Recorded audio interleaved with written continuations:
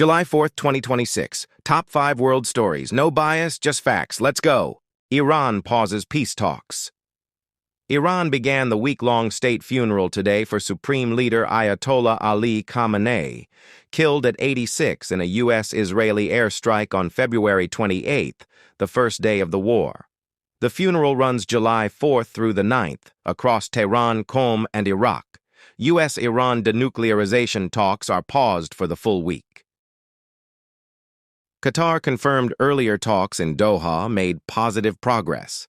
At Mount Rushmore, Trump said, "We knocked the hell out of Iran. We gave them a week off for a funeral." Russia launched one of its deadliest attacks on Kyiv, killing at least 30 people, the third deadliest strike on the capital since the war began. Russia used ballistic missiles, loitering munitions, and new jet-powered drones flying up to 500 km/h, fast enough to evade Ukraine's air defenses. One missile destroyed a 64-unit residential building. Ukraine's foreign minister called it a night of horror. Venezuela earthquake. Twin earthquakes struck Venezuela on June 24th. A 7.2 followed 39 seconds later by a 7.5, the strongest in over a century.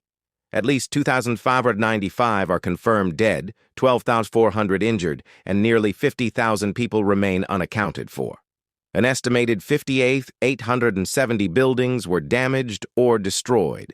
Up to 6.8 million people need humanitarian assistance, according to the UN.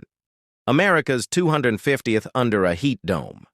The U.S. turns 250 today, with 185 million Americans under heat alerts.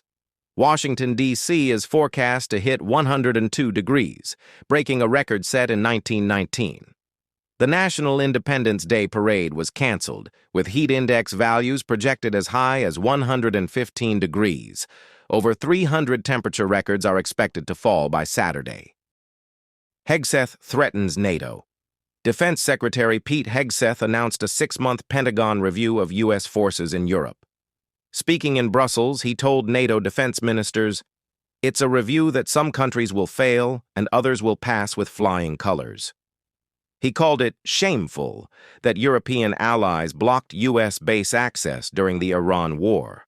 NATO says members increased defense spending by 20% last year. That's your brief.